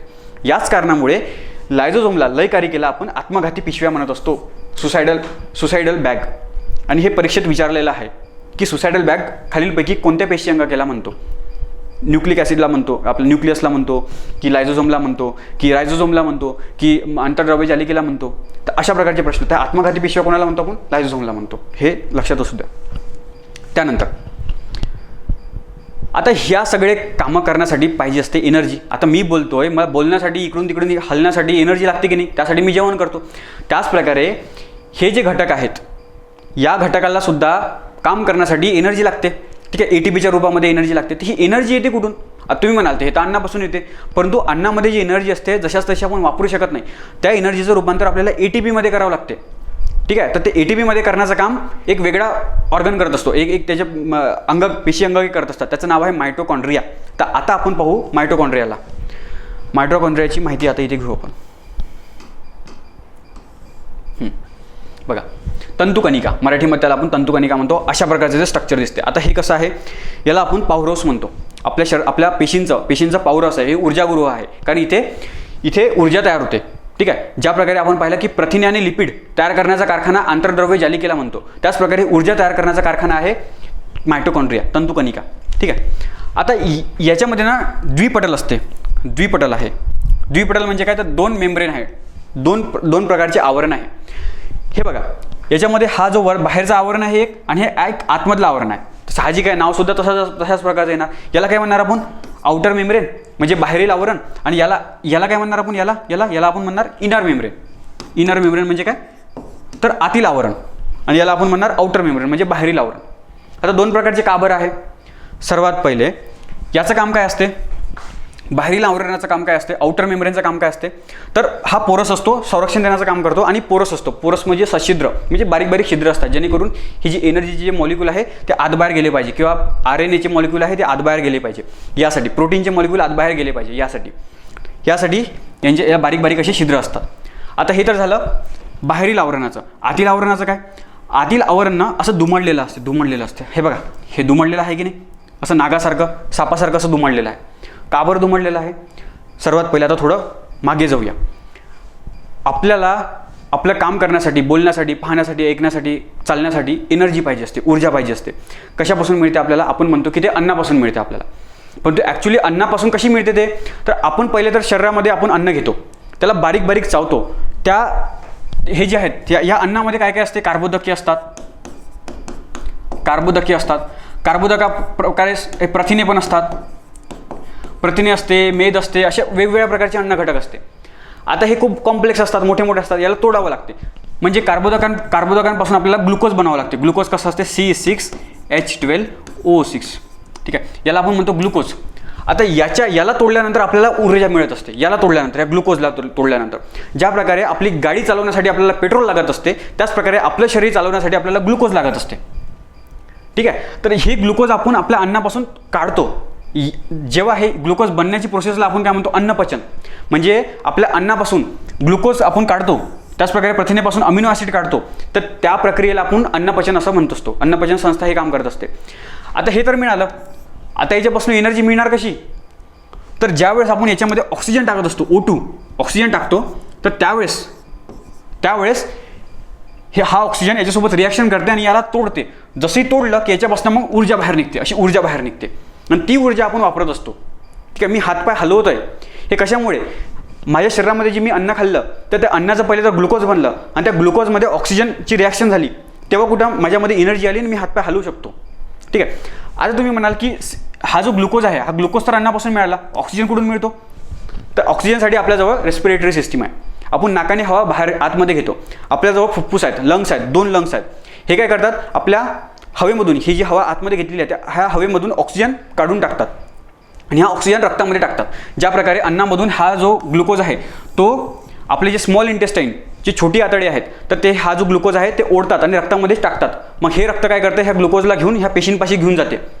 ठीक आहे, त्याचप्रकारे हा जो ऑक्सिजन आहे, हा ऑक्सिजन लंग्स काय करतात? आपल्या हे जे लंग्स, जे फुफ्फुस आहेत, तर ते ऑक्सिजन काढतात आणि या रक्तामध्ये टाकतात. मग हे रक्त काय करतात? ह्या ऑक्सिजनला घेतात आणि या पेशींपर्यंत घेऊन जातात. आता पेशींमध्ये आल्यानंतर काय होते? आता ही पेशी आहे, आता रक्त काय केलं, इथं बाजूला हे रक्त आलेलं आहे, तर हे रक्त काय करते, याच्यामधला हा जो ग्लुकोज आहे, हा ग्लुकोज आणि हा जो ऑक्सिजन आहे जो नाकाद्वारे घेतलेला आहे आपण आणि फुफ्फुसांनी हा ऑक्सिजन रक्तामध्ये टाकलेला आहे, तर हा ग्लुकोज आणि ऑक्सिजन हा काय करतो, पेशीच्या आतमध्ये पाठवतो. ठीक आहे, ग्लुकोज आणि ऑक्सिजन. आता हा जो ग्लुकोज आणि ऑक्सिजन आतमध्ये गेला की पहिले सायटोप्लाझममध्ये काय होते, याचे 2 तुकडे होते, ह्या ग्लुकोजचे 2 तुकडे होते ह्या ऑक्सिजनसोबत रिॲक्शन झाल्यानंतर. या तुकड्याला आपण पायरुवेट म्हणत असतो. आता ज्यावेळेस आपण ज्यावेळेस ते डायजेस्टिव्ह सिस्टीम पाहू ना, तर त्यावेळेस आपण डिटेलमध्ये पाहू. फक्त आता ते एवढं लक्षात ठेवा की याचे 2 तुकडे बनतात, त्याला आपण पायरुवेट म्हणत असतो, पायरुवेट. आणि त्याच्यानंतर मग हे पायरुवेट ह्या मायटोकॉन्ड्रियामध्ये जातात, आतमध्ये जातात आणि याच्यावरती जाऊन बसतात. ठीक आहे, आणि हे काय करते, हे मग त्या पायरुवेटला आणखी ऑक्सिजनसोबत रिॲक्शन करून त्याची ऊर्जा बनवते, त्याच्यामधनं ऊर्जा बाहेर निघते आणि ATPच्या रूपामध्ये ऊर्जा बाहेर निघते. ATP कोण, हे मायटोकॉन्ड्रियाच्या आतमध्ये. आता मी सांगितलं हे जे जेवढं काही प्रवचन आहे हे कशासाठी सांगितलं मी तुम्हाला, की याचा आकार असा दुमडलेला का बरं आहे, यासाठी मला हे सगळं प्रवचन सांगावं लागलं. आता बघा, आता आपल्याला खूप जास्त एनर्जी पाहिजे असते, साहजिक आहे. ते एनर्जी पाहिजे असते तर रिॲक्शन पण झाली पाहिजे की नाही जास्त, हे ह्या ग्लुकोजसोबत ऑक्सिजनची रिॲक्शन झाली पाहिजे. मग त्यासाठी जागा पण भेटली पाहिजे ते ऑक्सिजन आपल्या रिॲक्शनसाठी. मग यासाठी याचा पृष्ठभाग वाढवलं, मग हा मायटोकॉन्ड्रिया काय करतो, हे जागा तयार करण्यासाठी आपला पृष्ठभाग वाढवतो. याच कारणामुळे हा दुमडलेला असतो, जेणेकरून जास्त या ग्लुकोजसोबत हे ऑक्सिजन रिॲक्शन होणार आणि जास्त प्रकारे एनर्जी आपल्याला बाहेर मिळेल. ठीक आहे, जास्त प्रकारची ऊर्जा आपल्याला तयार करता येईल यासाठी, म्हणून हा जो आकार आहे याचा दुमडलेला असतो. येतं लक्षात. तर याच्यामुळे आपण म्हणतो की बाहेरील आवरण असते हे पोरस असते, परंतु आतील आवरण जे असते हे दुमडलेलं असते. कशासाठी असते, तर जेणेकरून हे जी रिॲक्शन आहे या रिॲक्शनला आपण सेल्युलर रेस्पिरेशन म्हणतो, पेशीय श्वसन. ठीक आहे, शब्द लक्षात असू द्या, पेशीय श्वसन. हे पेशीय श्वसन कुठे होते, या मायटोकॉन्ड्रियामध्ये होते, तंतुकणिकामध्ये होते. ठीक आहे, आणि हे जास्त प्रमाणामध्ये व्हावं यासाठी त्याचा आकार असा दुमडलेला असतो. ठीक आहे, आता बघा याच्यामध्ये आणखी काय दिसते, हे बारीक बारीक बिंदू दिसतात. हे बघा, हे बारीक बारीक बिंदू दिसतात ना, हे काय आहे, हे आठवते का, आंतरद्रव्य जालिकेमध्ये सुद्धा अशाच प्रकारचे बिंदू होते, त्याला आपण रायझोझोम म्हणलं होतं. आणि ह्या दाण्यांमुळे आपण त्याला रफ एंडोप्लाझमिक रेटिक्युलम, खडबडीत आंतरद्रव्य जालिका असं म्हणलं होतं. हे सुद्धा हे जे दाणे आहेत ना, हे सुद्धा रायझोझोमच आहे इथे. म्हणजे काय, याचा अर्थ काय, आणि रायझोझोम काय करतात, प्रथिने तयार करत असतात. आपल्याला माहिती आहे रायझोझोम प्रथिने तयार करत असतात. तर मायटोकॉन्ड्रियाला स्वतःचे रायझोझोम आहे. म्हणजे काय, तर इथे स्वतःचे हा प्रोटीन बनवू शकतो, स्वतःचं प्रोटीन स्वतः बनवतो, स्वतःचे DNA सुद्धा स्वतः बनवतो हा. ठीक आहे, याचमुळे इथे लिहिलेलं आहे मी की ATPच्या रूपामध्ये, ATPला काय म्हणतो आपण, ॲडिनो ट्रायफॉस्फेट, ह्या त्याचा फुल फॉर्म आहे. तर याचे स्वतःचे DNA आहेत आणि स्वतःचे रायझोझोम आहेत. ठीक आहे, स्वतःची प्रथिने स्वतःच तयार करतो, त्याचप्रकारे स्वतःची प्रतिकृती स्वतःच करतो. म्हणजे एखादी मायटोकॉन्ड्रिया थोडा कमजोर झाला, ठीक आहे, तर मग एक नवीन मायटोकॉन्ड्रिया बनला पाहिजे, तर स्वतःचीच आपली कॉपी पेस्ट करतो, म्हणजे झेरॉक्स कॉपी काढतो. येतं लक्षात की आता आणखी जास्त मायटोकॉन्ड्रियाची गरज आहे, मग अशा वेळेस तो स्वतः एक नवीन मायटोकॉन्ड्रिया बनवतो. का बरं, कारण स्वतःचे रायझोझोम आहे इथे, स्वतःचे रायझोझोम स्वतःचे प्रोटीन तयार करतो आणि प्रोटीनपासूनच DNA बनतात. ठीक आहे, आता याच कारणामुळे हा जो रायझोझोम आहे आपला, हा जो मायटोकॉन्ड्रिया आहे, तो हे स्वतःची प्रतिकृती करू शकतो. ठीक आहे, अशा प्रकारे हे पूर्ण प्रवचन आपण मायटोकॉन्ड्रियासाठी पाहिलं. महत्त्वाचं आहे, याच्यावरतीच प्रश्न विचारतात असेच गोल गोल घुमू. पुढे जाऊया. आता आहे व्हॅक्यूल म्हणजे रिक्तिका. आता हे सोपी आहे. हे काही नाही, हे पिशवी आहे, खाली पिशवी आहे. याच्यामध्ये जे महत्त्वाचे घटक आहेत जे उद्या जाऊन आपण वापरू शकतो, तर त्या पिशवीमध्ये ठेवून द्यायचे सध्याचे. म्हणजे कसं, पेशीमध्ये या पिशव्यांमध्ये अमिनो ॲसिड. आता अमिनो ॲसिडपासून काय बनते म्हणलं, मी सांगितलं, प्रथिने बनवण्यासाठी अमिनो ॲसिड गरजेचं असते. ठीक आहे, हां, तर अमिनो ॲसिडपासून प्रोटीन तयार होते. ठीक आहे, तर हे अमिनो ॲसिड, एक्स्ट्राचं अमिनो ॲसिड सेलमध्ये असलं पाहिजे ना, पेशींच्या आतमध्येच ऑलरेडी असलं पाहिजे, जेणेकरून जेव्हा काम पडलं की अमिनो ॲसिड घेतलं आणि बनवलं ते. म्हणजे ज्या प्रकारे चायची गरज पडली की लगेच पाणी घ्यायचं, चायपत्ती घ्यायची, साखर टाकायची, चाय घ्यायचं, बनला चाय. त्याचप्रकारे अमिनो ॲसिड ऑलरेडी सेलमध्ये असलं पाहिजे. मग हे कुठे स्टोअर असते, ह्या पिशव्यांमध्ये, ह्या व्हॅक्यूलमध्ये, रिक्तिकांमध्ये स्टोअर असते. ठीक आहे, त्याचप्रकारे शर्करा, शुगर, प्रथिने, पाणीसुद्धा याच्यामध्ये. आता प्रथिने म्हणलं की अमिनो ॲसिड, काही प्रथिनेसुद्धा आणि काही अमिनो ॲसिडसुद्धा. कारण अमिनो ॲसिड कोण घेणार तिकडे, ते आंतरद्रव्य जालिका, कशासाठी, प्रोटीन बनवण्यासाठी. आणि जे प्रोटीन एक्स्ट्रा जे बनलेले आहेत तर ते कधी कधी इथे पण स्टोअर होऊन जातात. कधी कधी ते गोल्जी गायमध्ये पण स्टोअर असतात, इथे पण स्टोअर होतात. त्याचप्रकारे पाणीसुद्धा. आता हे बघा, इथे हे 2 पेशी आपल्याजवळ. हे कोणती पेशी असणार, याचा आकारावरून ओळखा तुम्ही. हे बघा, याचा षटकोन आकार आहे. म्हणजे काय, हे जे आहेत हे वनस्पतींची पेशी आहे आणि ही प्राण्यांची पेशी आहे. आता जवळपास दोन्ही याच्यामध्ये जवळपास सगळे घटक आपलं पेशी अंगके असतात. फक्त याच्यामध्ये 2 एक्स्ट्रा जी असतात. कोणती असतात? एक सेल वॉल असते, सेल वॉल, आणि दुसरे घटक कोणता? तर प्लास्टिड. आपण पाहू आता प्लास्टिड. ठीक आहे, ते 2 एक्स्ट्रा जी घटक असतात. याच्या व्यतिरिक्त हा जो व्हॅक्यूल असतो ना, व्हॅक्यूल म्हणजे रिक्तिका, हा व्हॅक्यूल जो आहे तो याच्या तुलनेने याच्यामध्ये खूप मोठ्या आकाराचा असतो.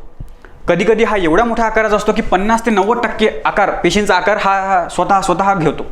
म्हणजे जर का एवढी पेशी असेल, फॉर एक्झाम्पल एवढी पेशी असेल, तर व्हॅक्युलस एवढा मोठा असतो, एवढा मोठा व्हॅक्युलस असतो. बाकी मग न्यूक्लियस याचा छोटासा, इकडे गोल्जी काय थोडासा छोटासा, बाकी सगळे छोटे. बाकी हा पूर्ण व्हॅक्यूल एवढा मोठा असतो. कशासाठी असतो? तर कठोरपणा आणण्यासाठी.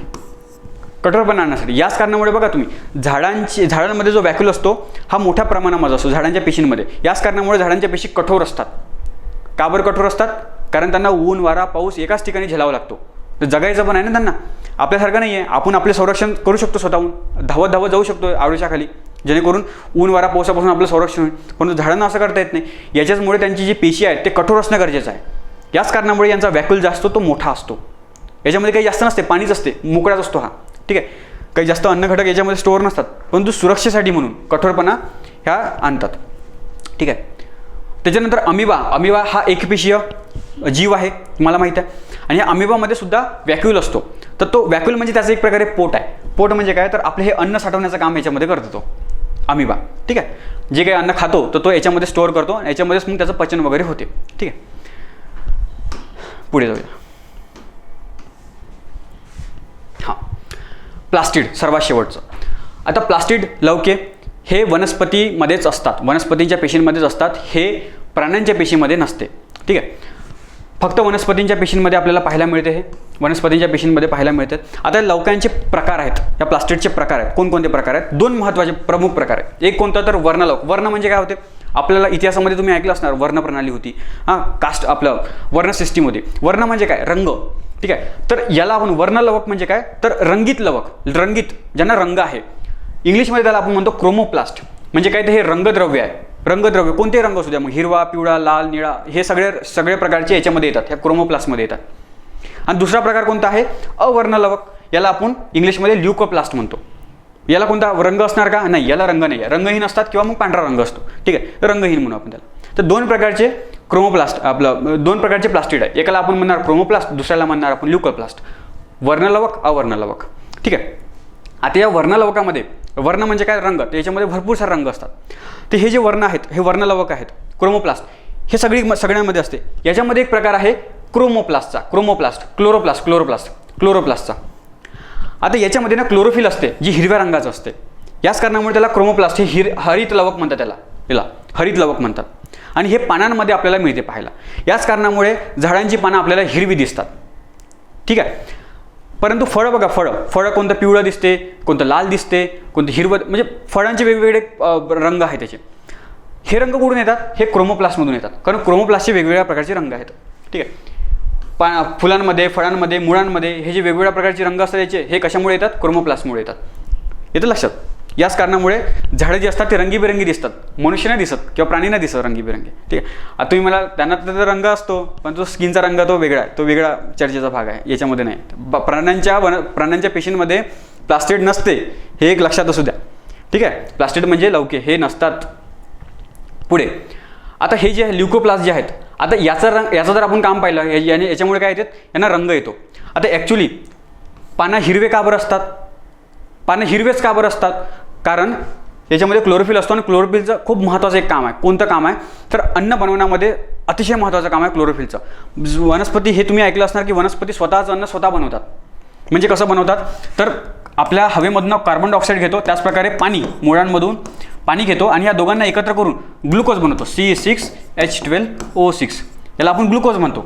आणि ग्लुकोज म्हणजेच हा त्यांचा अन्न घटक आहे. ज्या प्रकारे आपण सुद्धा या ग्लुकोजवरतीच चालत असतो, एनर्जी आपल्याला ग्लुकोजमधूनच मिळते. ठीक आहे, तर हे अन्न घटक, स्वतःचे अन्न घटक स्वतः बनवतात. तर कार्बन डायऑक्साईड आणि पाण्यापासून बनवतात. हे कशामुळे पॉसिबल आहे? तर या क्लोरोफिलमुळे पॉसिबल आहे. क्लोरोफिल जर का नसेल तर हे बनूच शकत नाही. क्लोरोफिल हे काम करत असतो, हे रिॲक्शनचं काम करत असतो. ठीक आहे, सूर्यप्रकाशाच्या मदतीने. क्लोरोफिल पण काही स्वतःहून नाही करत. क्लोरोफिलला सूर्यप्रकाश पाहिजे असतो. सूर्यप्रकाश काय करतो? सूर्यप्रकाशामधली ती जी एनर्जी आहे ती घेतो क्लोरोफिल आणि याच्यामध्ये स्टोअर करतो. सूर्यप्रकाशाच्या मदतीने ही रिॲक्शन घडून आणतो. कोण? क्लोरोफिल. क्लोरोफिल म्हणजे काय, तर एक प्रकारे कारागीर. ठीक आहे, कारागीर म्हणजे कसा, जसं झाडाच्या लाकडापासून तो खुर्ची बनवतो, परंतु कारागीर नसेल तर खुर्ची बनणार का, आपोआप बनणार का, नाही. तर कारागीर म्हणजे काय, हा क्लोरोफिल आहे. क्लोरोफिल काय करतो, तर हे सूर्यप्रकाशाची एनर्जी याच्यामध्ये स्टोअर करतो, त्यासाठी ह्या दोघांना रिॲक्शन करतो आणि हा घटक बनवतो. ठीक आहे, तर हा अतिशय महत्त्वाचा प्रकाश संश्लेषण म्हणतो आपण फोटोसिंथेसिसला, हे पानांमध्ये होते. ठीक आहे, त्याच्यानंतर हा जो अवर्ण लवक आहे याचं काम कोणतं आहे, तर हे फॅट्स, पिष्ट किंवा तेल किंवा प्रथिने हे साठवण्याचं काम हा अवर्ण लवक करत असतो. हे अशा प्रकारचे दिसतात, हे पानांमधले हे क्लोरोफिल आहे, हा क्लोरोप्लास्ट आहे. ठीक आहे, हरित लवक आहे, हा हिरवा दिसतो. त्याच्यामध्ये अशा प्रकारचे स्ट्रक्चर आहे. याच्यामध्ये बघा, याला आपण म्हणणार ल्युकोप्लास्ट रंगहीन लवक. त्याच्यानंतर हा क्रोमोप्लास्ट म्हणजे वेगवेगळ्या रंगाचे, आणि हा क्लोरोप्लास्ट म्हणजे हिरव्या रंगाचा. अशा प्रकारचे वेगवेगळे टाईप आहेत हे. ठीक आहे, चला आता पुढे जाऊया. पुढे म्हणजे आता संपलं, हे इथपर्यंतच होतं आपला. झालं, एवढं सगळं आपण पाहिलं. आपण रिक्तिका पण पाहिलं, लायझोझोम पण पाहिलं, क्रोमोप्लास्ट पण पाहिलं, प्लास्टिड पण पाहिलं. त्याच्यानंतर अंतर्द्रव्य जालिका पाहिलं आपण, हे जे आहेत हा पेशी केंद्रक पण पाहिलं, मायटोकॉन्ड्रिया पाहिलं, रायझोझोम पाहिलं, सायटोप्लाझम हे द्रव्य आहेत हे. ठीक आहे, ह्याच्यामध्ये पाणी वगैरे असते, सॉल्ट वगैरे असते, याच्यापासून हे द्रव्य बनलेलं असते हे. ठीक आहे, ते सायटोप्लाझम, गोल्जी काय पण पाहिलं आपण, न्यूक व्हॅक्यूल पण पाहिलं. हे सगळ्याच गोष्टी आपण एक एक करून पाहिल्या. आणि हे अतिशय जास्त महत्त्वाचं आहे. ज्यांनी हा व्हिडिओ शेवटपर्यंत पाहिला तर त्यांनी हे नोट करा. कोणती परीक्षा असू द्या, याच्यामधनं एक ना एक प्रश्न येतो आणि हा तुमचा सुटणार, 100% सुटणार. ठीक आहे, याच्या व्यतिरिक्त काही जास्त विचारत नाही, आणि जर का विचारलं तर मग ते कोणालाच येणार नाही, कारण हे बेसिक आहे. एवढं जर का तुम्ही करून गेले तर तुम्हाला हा प्रश्न सुटणार 100%. ठीक आहे, चला, धन्यवाद.